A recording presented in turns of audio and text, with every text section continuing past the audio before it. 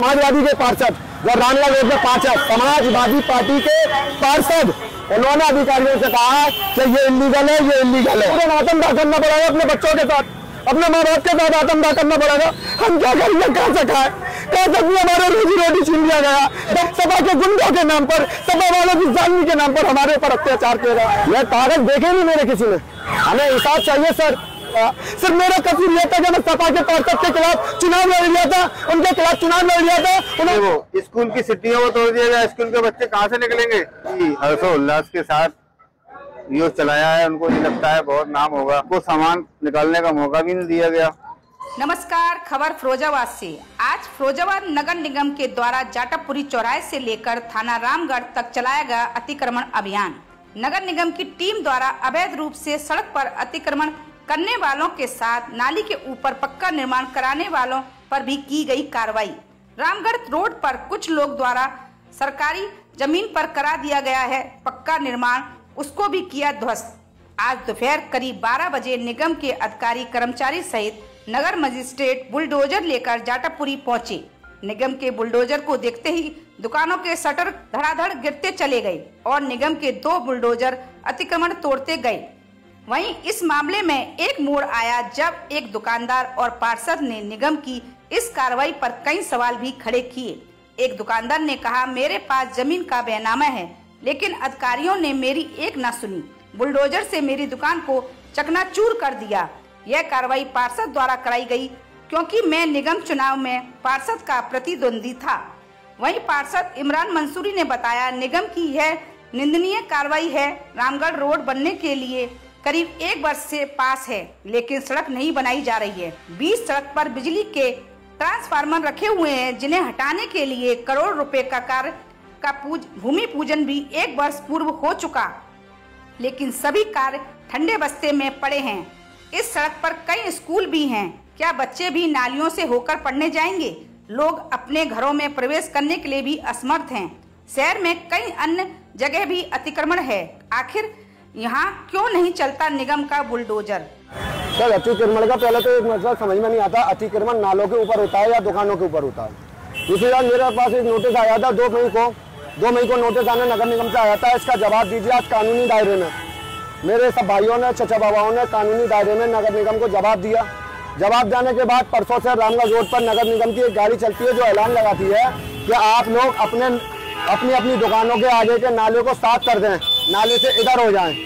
हम तमाम दुकानदारों ने मिलकर सभी नालों को साफ कर दिया, क्लियर कर दिया। उसके बाद सुबह तमाम अधिकारियों की टीम आती है जिसमें सपा के पार्षद भी होते हैं। पार्षदों ने समाजवादी पार्टी के पार्षदों ने गौर कर रखना, समाजवादी के पार्षद जो रामला रोड में 5 समाजवादी पार्टी के पार्षद, उन्होंने अधिकारियों से कहा कि ये इलीगल है, ये इलीगल है। इस दरमियान हम अपना कागज दिखाते अधिकारियों को, अधिकारियों ने हमारी बात नहीं सुनी और बोल दिया क्या जाओ उधर दिखाओ। उधर दूसरे अधिकारी को दिखाया, कानून को उन्होंने भी नहीं सुनी, पटवारी को दिखाया, उन्होंने नहीं सुनी, लेखपाल को दिखाया, उन्होंने नहीं सुनी। और इस दरमियान जल्दी में लेकर मेरे दुकानों पर जितनी भी दुकानें दिख रही हैं मस्जिद पर बुलडोजर चला दिया। चलाने के बाद थोड़ी तोड़ी। हमने पूछा, सर देखना इतना 3 फुट हम पीछे ले गए, अपनी दुकान को दोबारा खड़ा कर सकते हैं? वो आते नहीं, अभी अटकाली करो। 5 मिनट के अंदर मैं दुकान में घुसा, फिर दोबारा बुलडोजर आया, फिर पूरी दुकानें तोड़ता हुआ चले गया। और इस दरमियान हम इंसाफ के लिए कहाँ जाएं, कैसे जाएं? मेरी रोजी रोटी का सवाल है, मेरे पेट का सवाल है। मैं कहाँ भीख मांगूंगा? मैं मेहनत करके कमाता हूँ, मैं समझता हूँ सभी लोग मेहनत करके कमाते हैं। जब उनका रोजी रोटी छीन ली जाएगी तो क्या होगा? बिल्कुल मेरी जमीन पे बुलडोजर चला हुआ है, बिल्कुल मेरी जमीन पे बुलडोजर चला हुआ है। मेरे पास कागज है, पूरी लिखा पड़ी है। 1965 का मेरे पास बच्चन सिंह के द्वारा इस जमीन का बैनामा पट्टा है। हमें इंसाफ चाहिए सर। हमें मजबूरन आत्मदाह करना पड़ेगा अपने बच्चों के साथ, अपने माँ बाप के साथ आत्मदाह करना पड़ेगा। हम क्या करेंगे, कहाँ से खाए, कहाँ से हमारे रोजी रोटी छीन लिया गया। दमन न्याय के नाम पर, सपा के गुंडों के नाम पर, सपा वालों की जालमी के नाम पर हमारे ऊपर अत्याचार किया गया।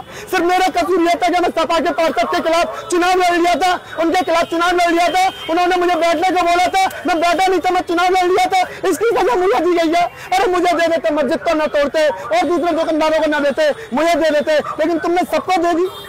ये कौन जानता था? हिंदुस्तान है, जमहूरियत है, सबको चुनाव लड़ने का अधिकार है। अगर मैं चुनाव लड़ लिया तो मुझे इतनी बड़ी सजा, मेरे पेट पर लात मार दी जा रही है। क्या आपकी दुकान छोड़िए या सबकी 4-5-6 दुकानें वो तोड़ी गई हैं।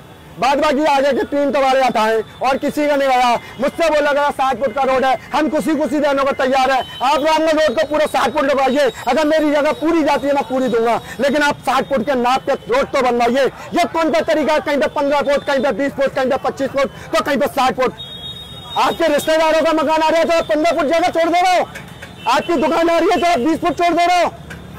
ये कहाँ का इंसाफ है? मैं कहाँ जाऊँ, किसको लेकर बाहर लेके जाऊँ? ये कहना चाहेंगे जिस तरीके से, जिस बेरहमी से बुलडोजर को चलाया गया है, ये बहुत ही निंदनीय है। किसी का मकान के आगे सिट्टी है, उसको सिट्टी को भी तोड़ दिया गया।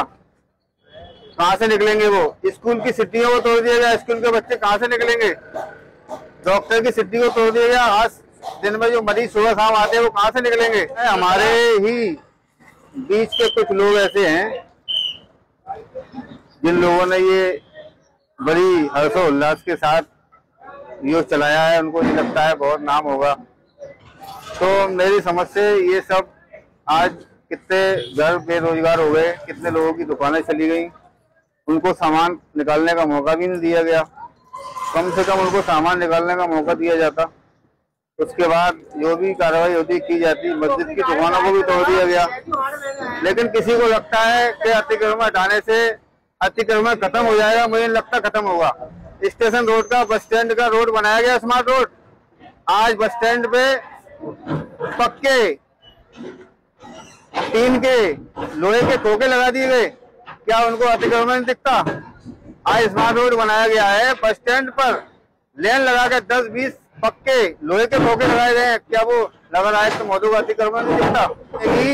1 साल हो गया इसको पास हुए, कब बनेगी?